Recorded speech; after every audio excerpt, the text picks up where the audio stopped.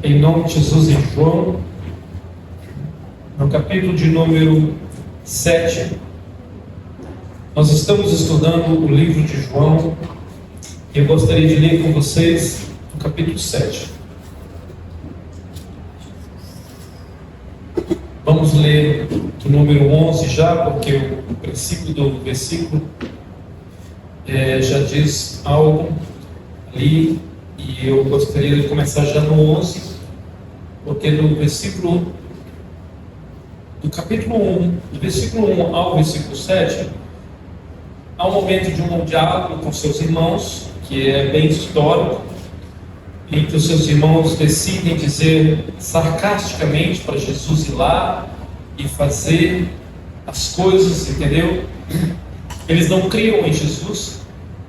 Os irmãos de Jesus só vieram a crer em Jesus, irmãos de sangue dele, quando Jesus ressuscitou, sendo Tiago um deles, que é pastor em Jerusalém.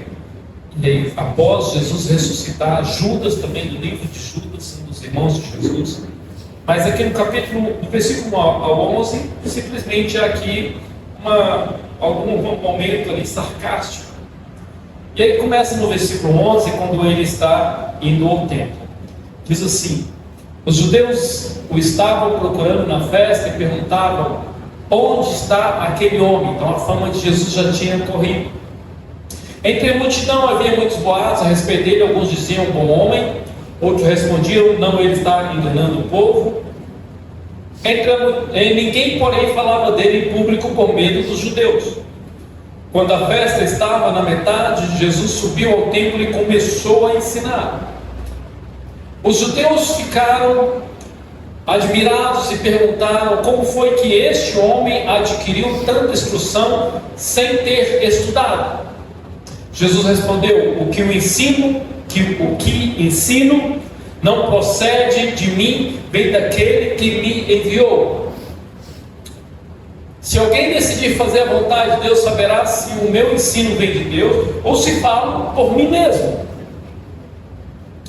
Aquele que fala por si mesmo busca a sua própria glória, mas aquele que busca a glória de quem o enviou é uma pessoa verdadeira e não há nada de falso ao seu respeito.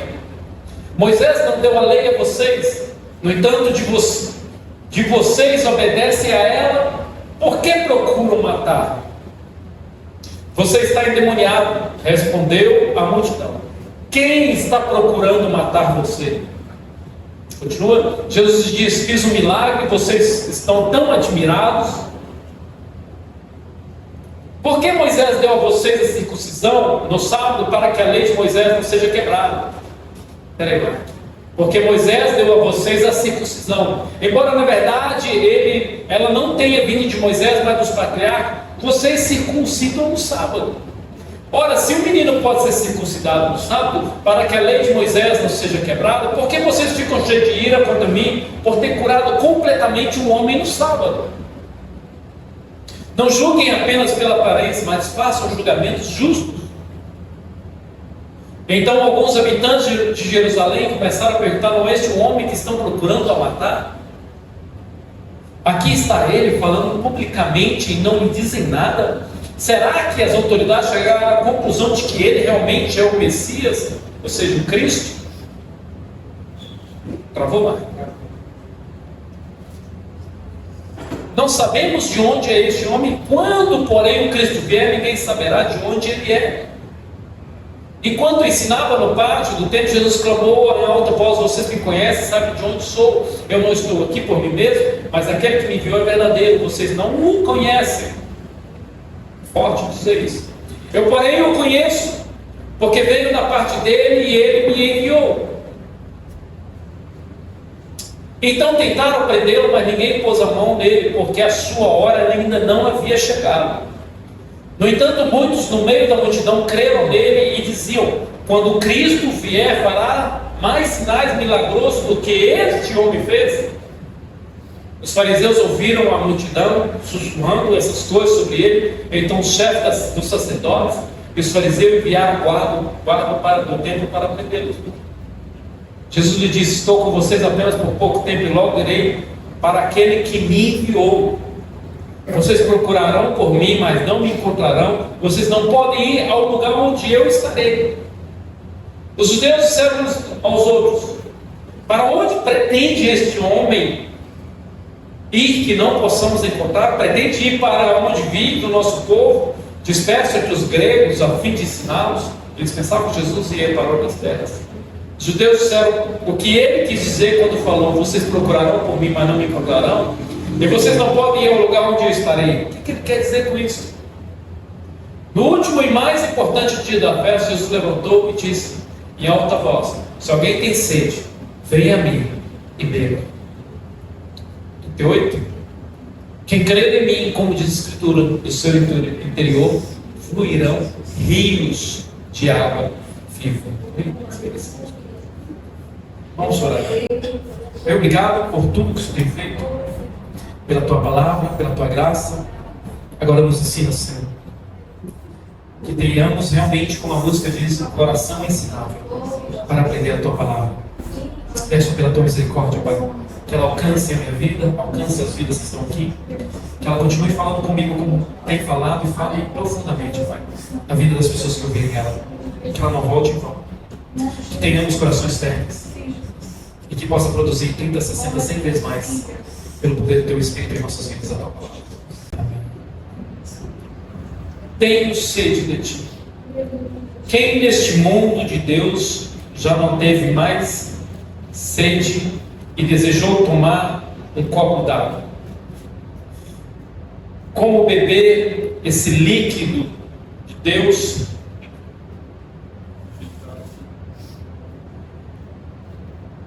Precisamos dela, da água. Esse tempo está seco, né? Precisamos beber bastante. Bebe água. E a água, ela é fundamental para a nossa existência. A mensagem de hoje fala sobre ter sede de Deus, como Ele sacia a nossa sede através de Jesus. Vamos falar de dois elementos nessa noite. Água.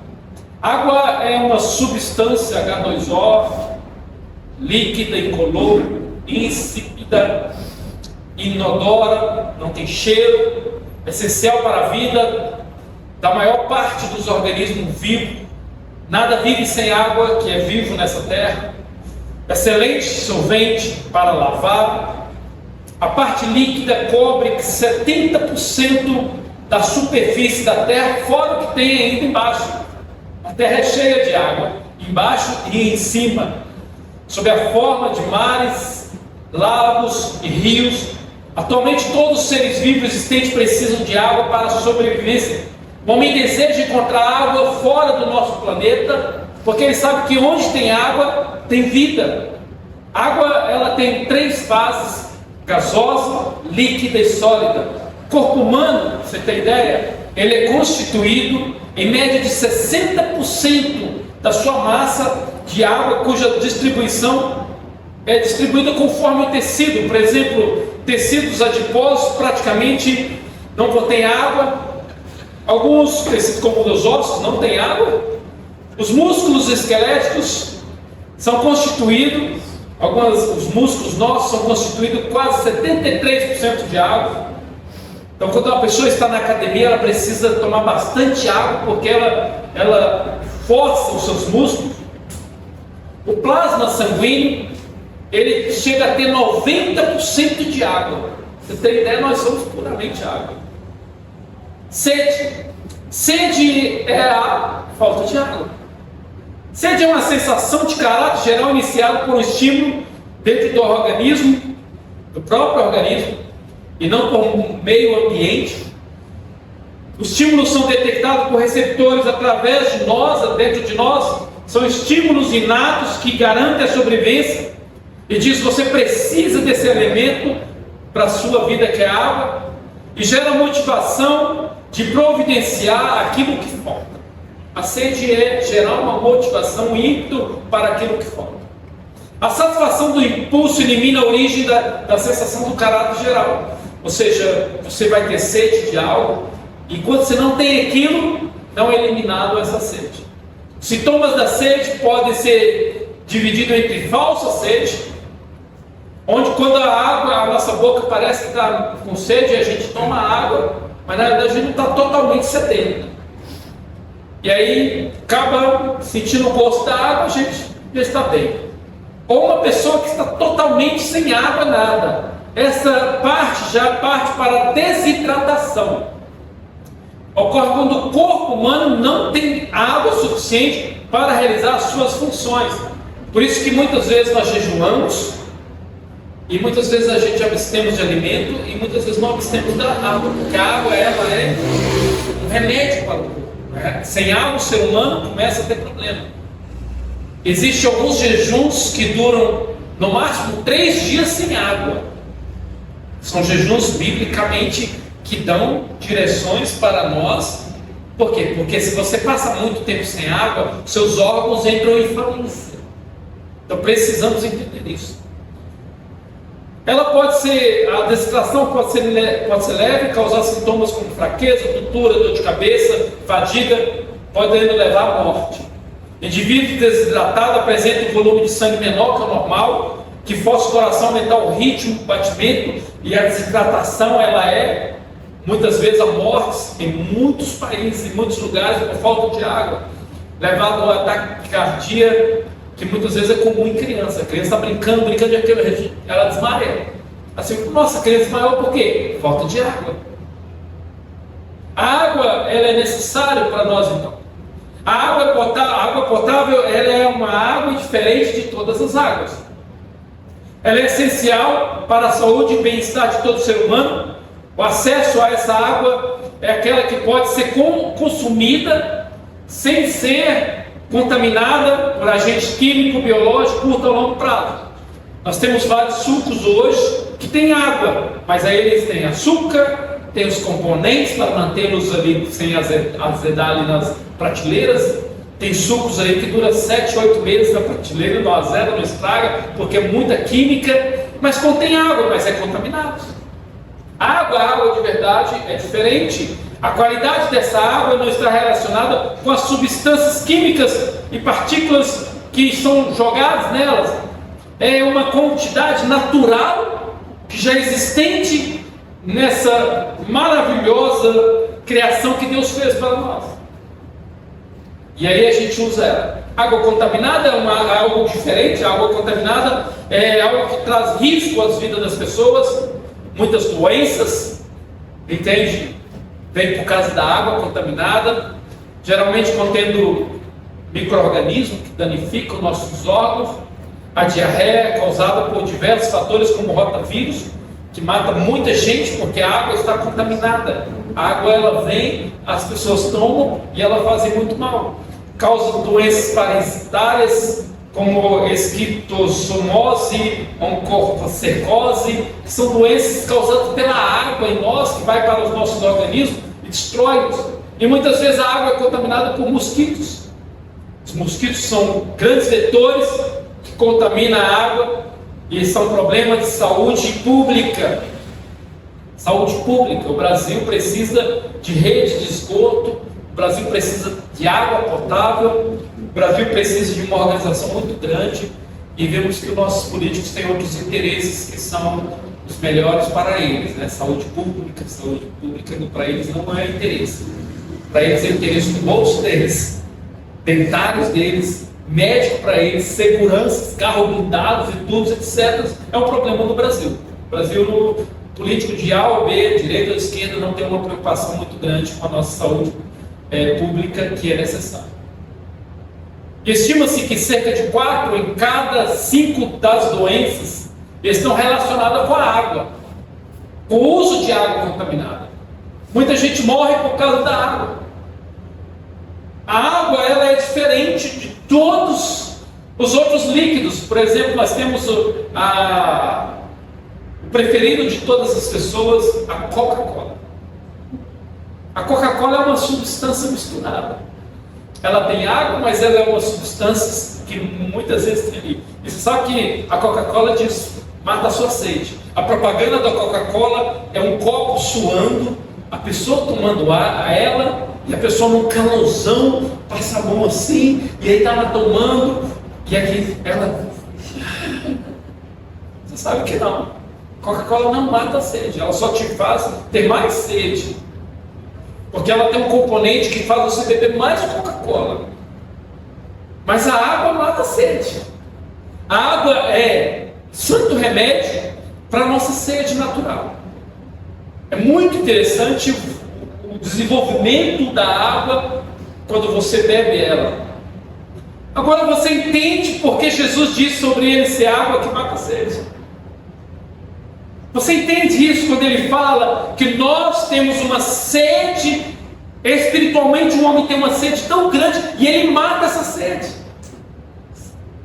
A importância da água para toda a terra e Jesus se compara a ela. Eu sou a água viva, eu mato a sua sede. Gente, isso é forte. É um dos outros diálogos de Jesus. Eu sou a água viva. Tudo está ligado à água. Jesus está dizendo que tudo está ligado a Ele. O mundo espiritual, o ser humano que é espiritual, está ligado a essa água que é necessária para a vida dele. Por isso ele diz: eu sou a água viva. Quem vier a mim não vai ter sede.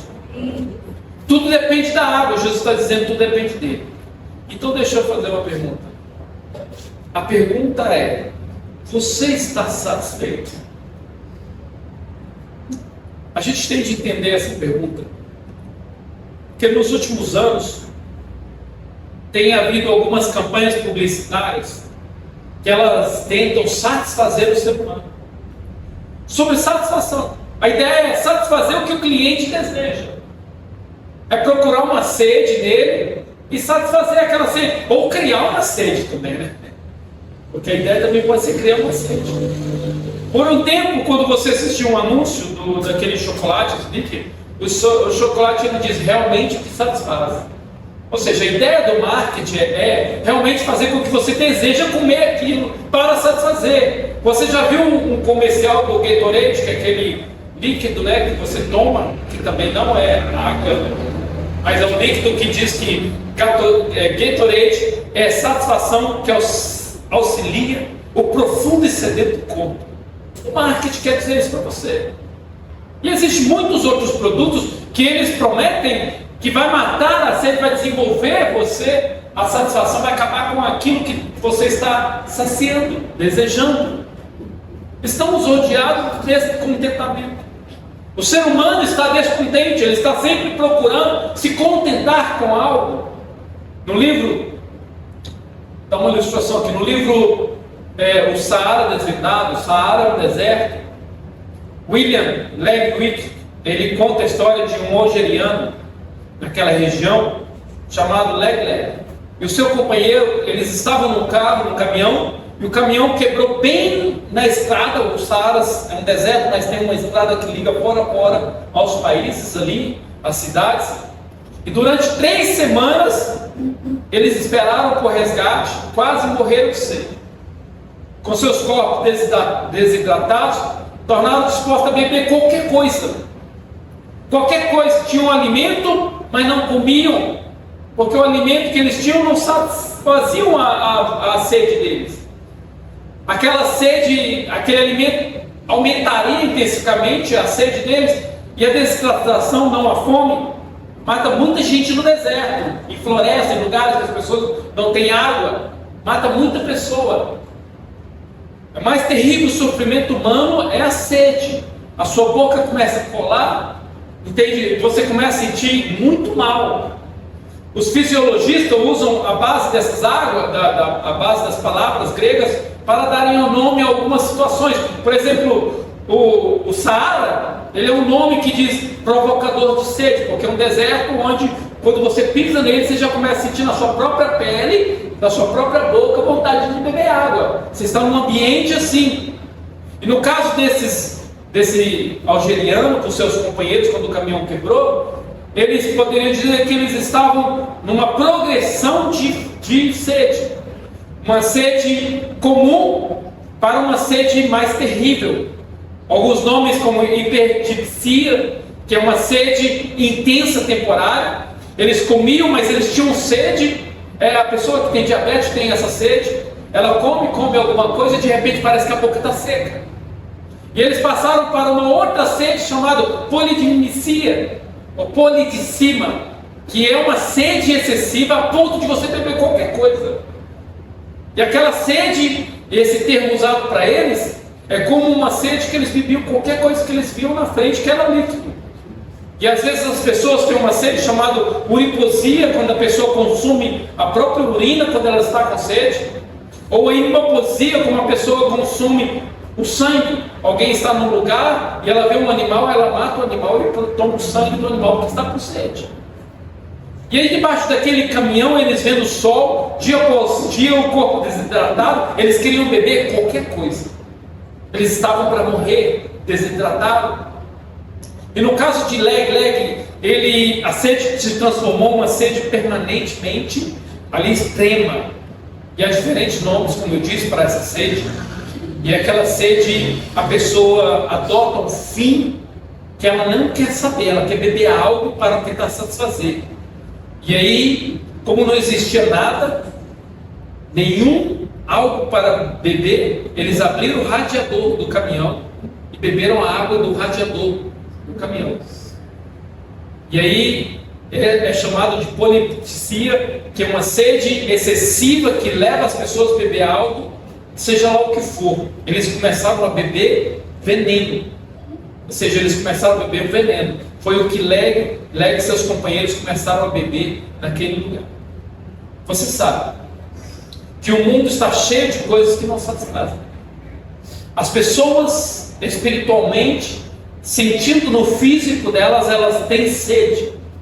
Pergunte a um viciado na droga.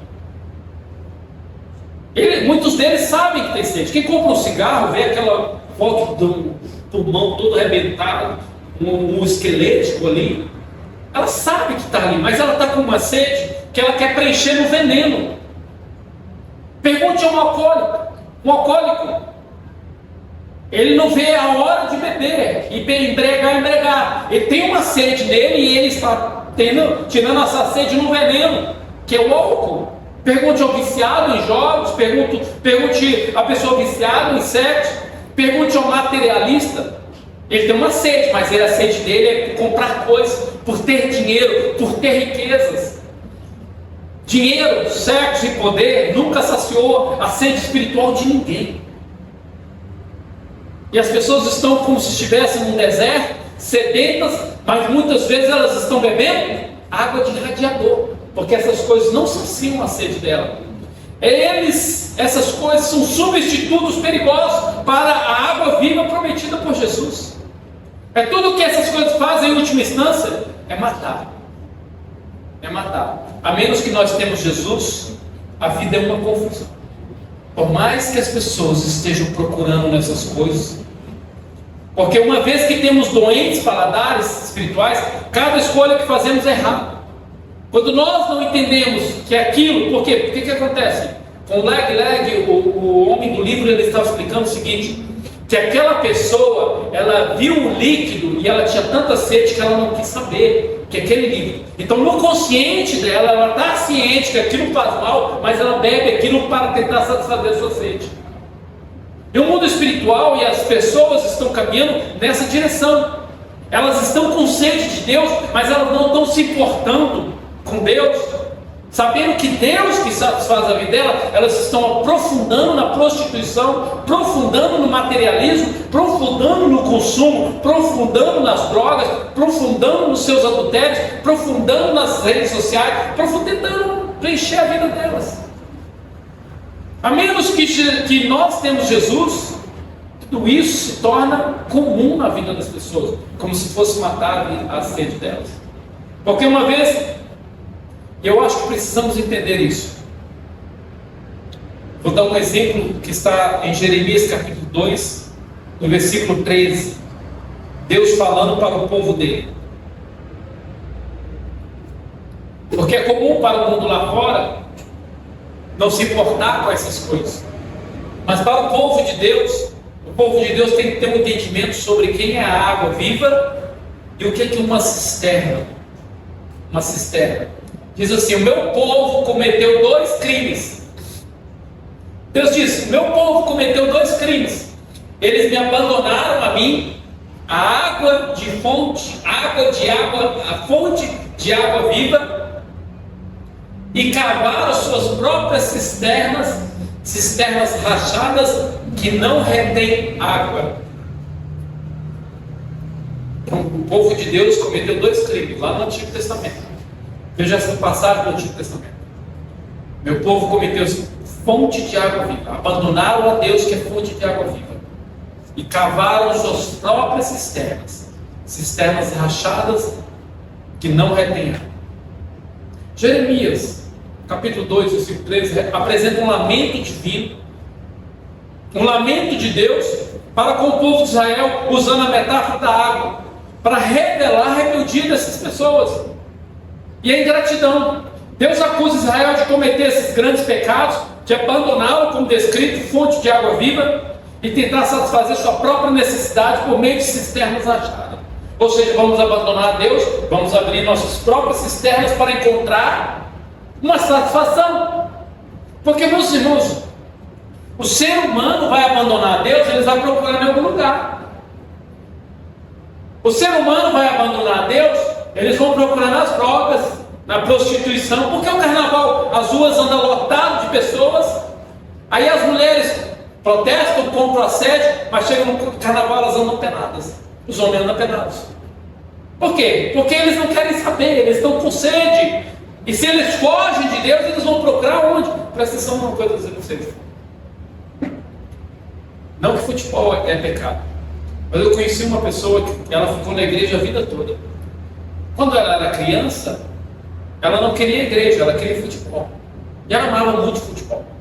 Quando ela tornou adulta, ela saiu da igreja, desviou, foi para os caminhos, graças a Deus já voltou. Sabe qual é o primeiro lugar que ela foi? Um campo de futebol. Por quê? Porque ela estava com sede. E ela não queria mais Deus, ela foi procurar novamente aquilo. Então todo domingo ela estava de 9 da manhã até 18 da tarde no futebol. Voltava a almoçar, voltava para o campo. Porque tinha times, era uma pessoa mais adulta, comandava time, comandava campeonato. A pessoa tentou criar novamente uma cisterna para sustentar a sede dela, que era sustentada por Deus. Graças a Deus ela voltou para os caminhos.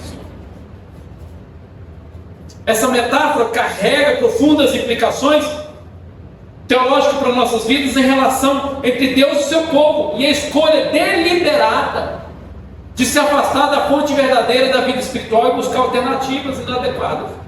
Uma pessoa, quando ela começa a distanciar de Deus, ela arruma outros lugares. Você quer ver uma pessoa, quando ela começa a ser a sede dela, ela deixa de ir para a igreja porque eu tenho que passear. Ela começa a passear demais. Irmão, não tem nada contra passear. O problema é quando passa um domingo, 2 domingos, 3 domingos, 4 domingos, 5 domingos, passa 1 mês, 2 meses, a pessoa está passeando ainda. Por quê? Porque ela abandona a sede, que é o lugar, a fonte de água viva, que é Deus, para ir saciar a sua sede em outro lugar. Isso não é um perigo.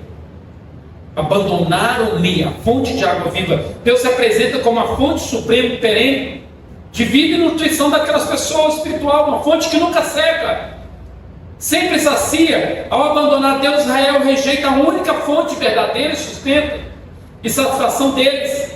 Essa metáfora de que Deus é essa fonte está em Salmo 36:9, diz: pois em ti está o manancial da vida. Em ti está o manancial da vida. Na tua luz vemos a luz. Aí cavaram suas próprias cisternas. Uma cisterna no Antigo Oriente. Sabe o que era uma cisterna? A cisterna no Oriente Antigo, na época que foi falado esse texto, era uma escavação, uma construção para reter água de chuva. Era grandes escavações para reter água de chuva, que era secundário. Porque se não chover, não tem água. Era secundário e limitado. Israel não só abandona Deus, mas vai para coisas limitadas. Ou seja, Deus está dizendo: vocês estão tentando encontrar vida e satisfação fora de Deus. As cisternas, no entanto, são rachadas, não conseguem reter águas. Isso simboliza a futilidade da tentativa humana de encontrar sustento espiritual fora de Deus. Meus irmãos, vou dizer para você: todo lugar onde há uma organização humana vai se tornar uma religião. Se torna uma religião. Se torna uma busca por Deus. Olha o futebol. Futebol é uma coisa incrível. É importante, é legal, é um esporte. Mas o ser humano que é viciado em futebol, ele consegue transformar o futebol numa cisterna. Se torna o ídolo dele. Os jogadores se tornam o ídolo, o time se torna o ídolo. Gente, eles vão para frente do lugar de treinamento. Pior, o torcedor fanático, ele vai 4 horas da manhã no aeroporto para brigar com os jogadores. Eles brigam, eles fazem coisas absurdas, eles matam os torcedores que são de outra, matam literalmente. A briga entre Cruzeiro e Atlético na avenida lá em Belo Horizonte, lá, ele matou. O cara pegou um tijolo e matou. Por quê? Porque ele tem um Deus, o Deus dele é o futebol. O Deus dele é o time dele. São cisternas rachadas onde pessoas põem e tentam matar a sua sede. São ídolos, autossuficiências, falsas religiões. Então muitas religiões matam porque são ídolos deles. Ao aplicarmos esses textos, Israel representa uma humanidade. Pessoas que repetidamente tentam buscar satisfação espiritual em ídolos, substitutos inadequados, em vez de buscar a verdadeira satisfação em Deus, onde satisfaz a alma deles. Essa analogia de cisternas rachadas e falsos substitutos para Deus é algo falso. E se nós não tomarmos cuidado, nós substituímos Deus. Tem gente que substitui Deus até com a própria religião, até com a própria igreja. Em João, que nós lemos aqui, capítulo 7, Jesus ele oferece uma resposta clara: se alguém tem sede, venha a mim e beba. Quem crê, como diz as Escrituras, do seu interior fluirão águas vivas. Jesus aqui se posiciona como a encarnação da fonte de água viva. Ele está comparando como o próprio Deus no Antigo Testamento. Gente, por isso que os judeus queriam matá-lo. A gente lê um texto ali, não é esse que querem matá-lo, não é esse que eles procuram matá-lo, prendê-lo. Por quê? Porque Jesus está se comparando ao Deus do Antigo Testamento, que é o próprio Pai dele. E Jeremias diz isso, e essa conexão é clara. Conexão com Jeremias, capítulo 2 e 3, demonstrando a apostasia, a falência humana. A cisterna rachada. Imagina uma cisterna construída para armazenar água, mas tem rachadura. Não vai sustentar água. Por mais que alguém enche, não vai sustentar. E assim muitas vezes são pessoas que pegam e sustentam as suas vidas nisso. O povo de Israel cometeu esse erro, que nós não cometamos esse erro. Jesus, por outro lado, oferece essa água que quer saciar as nossas vidas. Nossa maior necessidade é uma satisfação em Deus, é ser satisfeito nele. Essa ilustração que eu vou contar agora parece ridícula, mas é uma escolha espiritual entre Deus e as demais coisas. Um viajante no deserto, ele estava caminhando, e ao chegar no deserto, a um lugar com muita sede, ele encontra um oásis. O que é um oásis? Um oásis é um lugar onde a água naturalmente sobe. No meio do nada, a pessoa está caminhando, começa a surgir água e se torna uma fonte de água. Ao invés dele beber água ali, que está ali naquela água, ele começou a cavar poços em outro lugar, procurando na areia, jogando areia no rosto, e assim, procurando areia e tentando encontrar água, vendo a água ali. E é isso que o ser humano muitas vezes faz. Por causa do seu coração pecaminoso, nós estamos oferecendo Jesus. Jesus é essa água, mas ele está procurando. Ele quer ignorar essas coisas. E a gente tem que tomar cuidado com isso. Porque eu vou dizer, olha essa frase: somos feitos por Deus e feitos para Deus. Você lembra que a água é o único alimento que sacia a sua vida. Você pode tomar uma coca, tomar um suco, tomar qualquer outra coisa, não vai saciar a sua sede igual a água, não vai alimentar os seus órgãos locais. A mesma coisa somos criados para Deus e por Deus. É nele que encontramos satisfação. E quando não vamos a Ele, nós vamos morrer, porque são cisternas vazias, secas. A frase "somos feitos por Deus e feitos para Deus" expressa uma verdade muito grande. Ela resgata uma noção filosófica de Aristóteles, que da causa final. Ela resgata no qual todo ser tem um propósito último. Se fomos criados por um ser supremo, nossa existência carrega um objetivo intencional que transfere o mero caso. Somos levados a Ele porque fomos criados por Ele. E olhando na nossa tradição cristã, como refletido em passagens como Colossenses 1,16, todas as coisas foram criadas por Ele e para Ele. Nossa essência e finalidade são arraigadas na vontade divina. Fomos criados para glorificar, desfrutar de Deus. Somente nesse relacionamento encontramos nosso verdadeiro sentido e propósito. Ou seja, saciamos a nossa sede em Deus. Por quê? Porque Ele é a água viva. Não vamos encontrar em lugar nenhum. Por mais que a sua mente tenta fazer você buscar em outro lugar, você não vai encontrar. Por isso que eu digo, muita coisa acontece nas nossas vidas. O sucesso é possível? É, desde que não seja para matar sua sede. Sucesso é possível. Um sucesso profissional. É possível nós termos uma ambição para ter sucesso? Sim, desde que você não tenha uma ambição para que aquele sucesso mate a sua sede. É esse o problema. Porque a única pessoa que pode matar a nossa sede chama Deus. Se nós colocarmos outras coisas para matar o dinheiro, é possível nós buscarmos um jeito de ficarmos ricos financeiramente? Sim, é possível. É possível. Mas a partir do momento que você põe a riqueza como a água para você, você vai favorecer. Entende? Por isso que muita gente no meio da igreja de Cristo não é rico. Porque Deus sabe que se ele for rico, ele vai se mergulhar na água. Ele vai beber tanta água, tanto disso, que ele vai esquecer da água de Deus. Vai esquecer a água que é Deus. Entendeu? Por quê? Porque começa a causar problema para ele. Por exemplo, eu tenho um amigo em Dourados que ele bebe muita Coca-Cola. E de vez em quando saem umas pedras dele assim. Aí ele fica em casa. Aí eu disse: toma Coca-Cola, vai.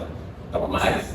São 3, 4 litros de Coca-Cola por dia. Não podia ter uma obra da igreja que era Coca-Cola com energético. Aí passava 6 meses, ele estava lá com as pedras lá, precisando eliminar as pedras, sofrendo. Por quê? Porque causa dor, causa doença. Porque não é água. E muitas vezes Deus não nos deixa ter tantas as coisas porque Ele sabe que aquilo vai nos matar. Entende? Por isso que a ideia da teologia da prosperidade, que todo crente tem de ficar rico, é falsa. Porque Deus conhece o coração de todo crente. Nós somos projetados para uma íntima relação pessoal com Ele. Este é o nosso desejo mais crucial. Quando reconhecemos isso, nós teremos satisfação. Por isso que Isaías 55 diz: venham todos vocês que estão com sede. Venham todos vocês que estão com sede. Agostinho de Hipona, ele tem uma frase, que era um bispo na época e grande teólogo. Ele diz: inquieto está o nosso coração enquanto não repousar em Ti. Nosso coração está inquieto enquanto não repousar em Deus. E nosso texto vimos que durante uma festa dos tabernáculos, as pessoas talvez já estavam com sede, e a multidão passava. Lá não era igual nos dias de hoje, que tinha bebedor para todo lado. Tinha que tomar muito cuidado com a água, porque os animais andavam, as pessoas andavam descalços. E à medida que as pessoas estão ali, havia uns lugares que jogavam águas para as pessoas beberem, desciam aquelas águas ali. E ao ver Jesus aquilo, ele sobe naquele lugar e vê as pessoas saciando a sede daquela água, e ele diz: se alguém tem sede, venha a mim. Forte. Jesus entendeu e mostrou que o convite é para todos. O convite é para todas as pessoas. O convite é para o pobre, para o rico, para a criança, para o adulto. As pessoas que têm sede, venham a mim. Eu posso satisfazer a sua sede. Eu posso satisfazer o que você está procurando. Eu posso fazer isto. Quem beber desta água que eu der nunca mais terá sede. Foi isso que ele disse para a mulher lá no poço de Samaria. E o conceito de sede que é usado nesse texto é para mostrar o nosso vazio interior. As pessoas não estão saciadas, a não ser que elas estejam em Jesus. Uma ânsia, desejo. E o desejado de todas as nações, na página 454 diz: o brado de Cristo, a alma sedenta, ecoa ainda, apela para nós com poder, ainda maior do que os que ouviram no templo, naquele último dia de festa. A fonte está aberta. Jesus ainda quer saciar a sede. Ele quer saciar a nossa sede. Ele quer, precisamos beber desta água. Precisamos beber desta água. Os irmãos, não se sente. A nossa carne quer dizer que as demais coisas nos dão prazer. A nossa carne quer que a gente senta diante de uma televisão e que ela vai dar-nos prazer. Hoje temos o celular, as redes sociais. Quer dizer que isso vai nos dar prazer. E realmente isso entra no cérebro, cria químicas no cérebro, e essas químicas começam a fazer dentro de nós. Mas quando você tira o celular, põe para baixo, você sente fome de novo. Você sente sede de novo. Você vê que aquilo não preencheu a sua vida. Você maratona uma série, e aí de repente quando acaba parece que tem um vazio. Para que eu fiz isso? Para que eu perdi tempo disso? Estava fazendo isso? Parece que nós olhamos para as coisas que são deste mundo e dizemos: como eu consegui chegar a esse nível e isso não sacia minha sede? Mas quando nós encontramos com a água viva, bebemos de Deus, bebemos de verdade de Deus, Ele sacia. Você se sente tão satisfeito. É como você beber água. Agora estou com sede. Se você beber água, não está com sede. E eu amo isso em Deus. Quando você bebe, a água ela tem o poder de entrar dentro de nós. Esses dias, quando você toma alguns remédios, o remédio te deixa com muita sede. E aí você sai do carro, você esqueceu a garrafinha. Aí eu saí daqui para um lugar. Aí quando eu cheguei, esse tempo seco, eu cheguei lá, não tinha água. Tinha cortado a água lá no meu trabalho lá na Renovo. Aí eu desci para uma padaria, comprei uma água, aí tomei o primeiro gole. Aquilo desce assim, meus irmãos. Refrigério, chama refrigério. Refrigerar. Você toma aquilo como refrigério. Enquanto nós não formos a Jesus e dizer: dá-me dessa água para beber, a nossa alma vai estar com sede. Ela vai estar com sede, ela vai estar morrendo. Ainda que o mundo diz: é isso, não é. Ainda que aquela pessoa que tem mais de 5 milhões de seguidores lá na rede social e diz: esse é o melhor método. Ainda que o melhor coach que vendeu milhões dos seus livros, dos seus cursos, diz: esse é o melhor. Não é. Não é. Jesus é. E não adianta buscar em outro lugar. E quando a gente não põe isso dentro de nós, uma mente ensinável, e aplicar isso no nosso coração, a gente vai continuar procurando. A gente vai continuar cavando as nossas cisternas. A cisterna não vai dar certo. Cava mais uma cisterna, cava mais outra cisterna. Um dia, existe uma cisterna chamada cisterna pula de igreja em igreja. E um dia eu perguntei para a pessoa assim, ela falou, ela ficou 3 anos numa igreja, foi 2 anos para outra igreja, lá em Campinas, 4 anos numa igreja, ela parou na nossa igreja. E ela falou: pastor, não sei o que. Aí ela conta a experiência, porque eu gosto de ouvir as pessoas. Não ouço elas para criticarem ela, mas eu ouço para ensinar elas, para tentar direcionar elas, porque o papel do pastor é realmente ensinar a Bíblia, e dizer: esse aqui, esse caminho é o melhor para você. E aí ela já estava na sua 5ª igreja, passando mais de 15 anos de crente. E aí ela passou lá e eu perguntei assim: o que você procura na igreja? Que pergunta é essa, pastor? Eu procuro Jesus. Não, se você procurasse, você tinha encontrado na primeira igreja. Você entendeu o que eu falei para ela? O que você procura na igreja? Você quer uma igreja? Ah, não, você sabe que a gente vai para a igreja procurar Jesus. Se você tivesse procurado Jesus, encontrado Jesus na primeira igreja, você não tinha saído. Porque a primeira igreja dela era uma igreja batista. Aí ela se procurou num monte de igreja e chegou na igreja batista de novo, que era a minha quinta igreja. As pessoas até fazem isso. Aceitam, vai numa igreja, aceitam Jesus, sabe por que eu de igreja em igreja. Algumas igrejas são imperfeitas, a gente precisa realmente fazer com que elas morram. Felizmente, estou falando sério, que existem igrejas aí que são tóxicas. As igrejas fazem mal para as pessoas, os pastores fazem mal para as pessoas, os próprios membros fazem mal para as pessoas. Eles tratam, eles não se corrigem, eles tomam ceia como se nada tivesse acontecido, saem da ceia já fofocando, já fazendo mal. Os líderes são pessoas tóxicas, acobertam abusos dentro da igreja. Existem igrejas que precisam pessoas saírem de lá para elas acabarem. Mas não estou dizendo sobre isso. Estou dizendo de pessoas que estão entrando em igrejas boas, igrejas bíblicas, e ficam nelas 2 anos, 3 anos e saem. Por quê? Porque elas estão montando cisternas para elas. Porque o dia que elas encontrarem Jesus, elas não saem de uma igreja bíblica, uma igreja que está caminhando para a perfeição, porque nós somos perfeitos. Porque é isso que precisamos procurar: Jesus, para sermos saciados,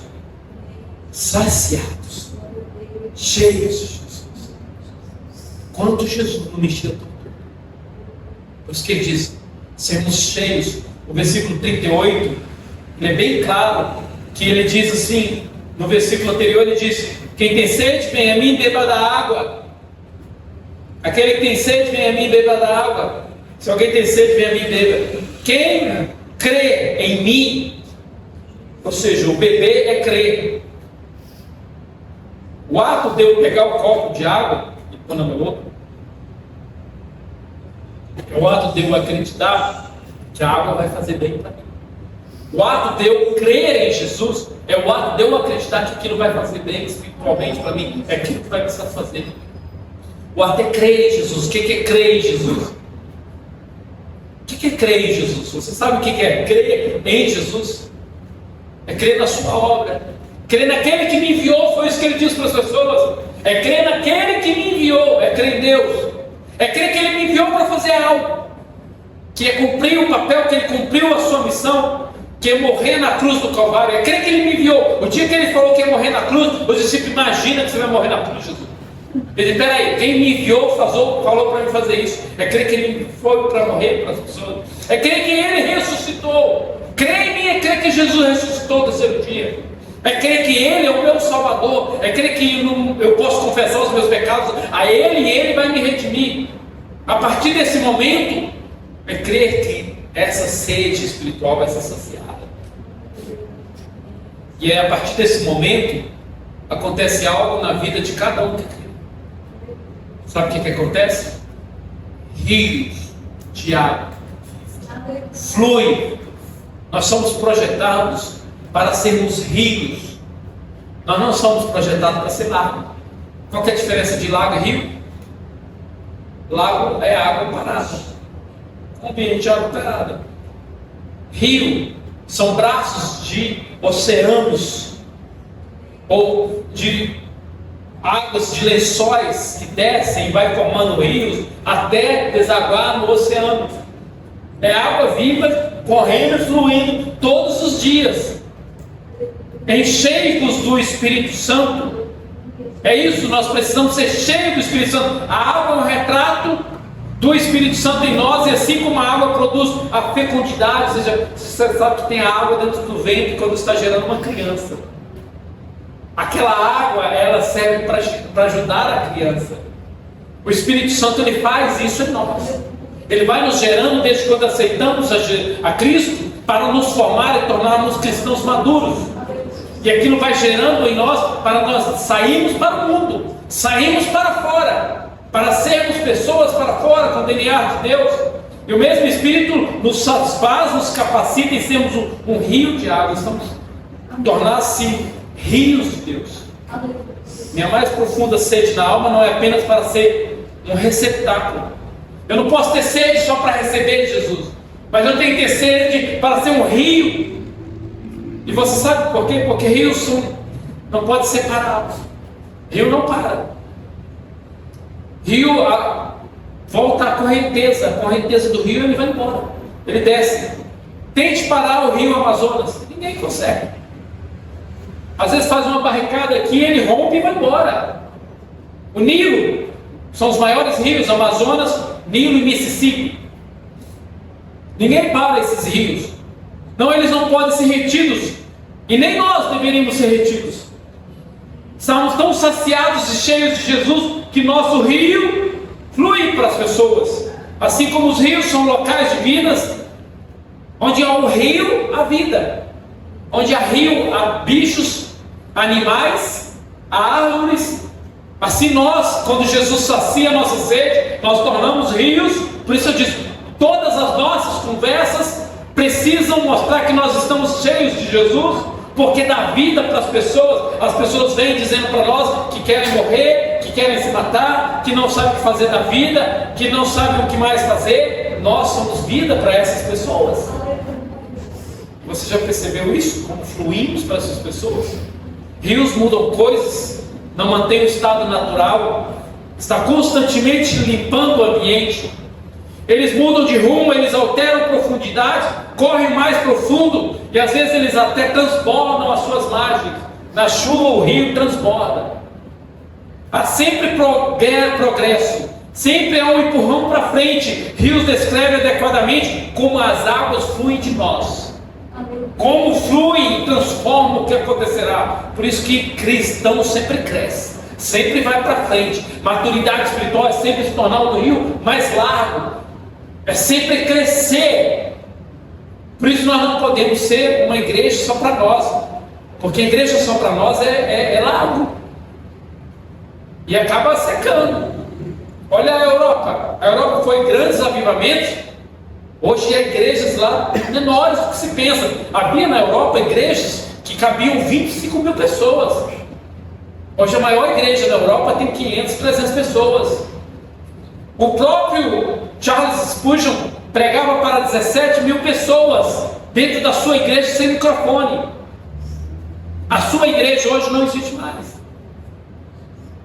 Esse monte de pessoas. Por quê? Porque se a igreja começar a se tornar lá, por isso que a igreja investe em missões. Olha o nosso quadro lá, nós vamos apoiar missões. Nós vamos sempre apoiar missões, porque a igreja tem que ser rio. Nós sempre vamos falar de evangelismo, porque a igreja tem que ser rio. Nós sempre vamos falar de nós ganharmos vida, porque a igreja, ela flui para fora. Se alguém tem sede, venha a mim, beba. Quem crê em mim, diz a Escritura, do seu interior fluirão rios de água viva. Este versículo, para nós concluirmos, sugere que a fé em Cristo transforma o crente em uma fonte de vida espiritual, que transforma a borda para os outros. Transforma. A sua vida é tão transformada, Mark, que vai transformar os seus amigos lá na escola. Vai transformar o dia que você vai trabalhar. Vai transformar as pessoas que estão ao seu redor, lá na fábrica, lá na sua loja, lá na sua casa. É uma transformação de vidas que vai transformar as pessoas, como os rios fazem, como os grandes rios fazem ao redor. A teologia da graça não apenas enfatiza o recebimento da vida abundante. Quando recebemos a graça de Deus, mas também o chamado para compartilhar essa vida, impactando o mundo ao nosso redor, com amor, o Evangelho e a obra do Espírito Santo que flui através de nós. Jesus veio para matar a sede de cada um, veio matar a nossa sede, saciar as nossas sedes, para que nós fomos rios para as pessoas de fora, transformar as nossas famílias, transformar os nossos vizinhos. Essa água nunca cessa, nunca cessará. Falando da Europa novamente, a Europa começou a declinar com o ateísmo, com a confusão mental dentro das escolas teológicas, seminários, começou a tornar a fé mais fria. E aí o que acontece? Alguns missionários antes tinham ido para os Estados Unidos. Os Estados Unidos se tornou um grande país protestante, grande país missionário. O fogo de Deus pegou nos Estados Unidos. Se os Estados Unidos morrer, secar, se tornar lago, pensando em si mesmo, Deus abre em outro lugar, porque a água de Deus não cessa. Por isso precisamos saber disto, que eu quero essa água que não cessa. Eu não quero ser lago na igreja, eu quero ser rio que transforma as vidas ao redor. E é isso que Deus vai fazer em nossas vidas, para a glória de Deus. Vamos louvar o Senhor com mais um hino, amém? Vamos louvar o Senhor com mais um hino. Jesus disse: quem tem sede, venha a mim. Rios de águas fluirão para você.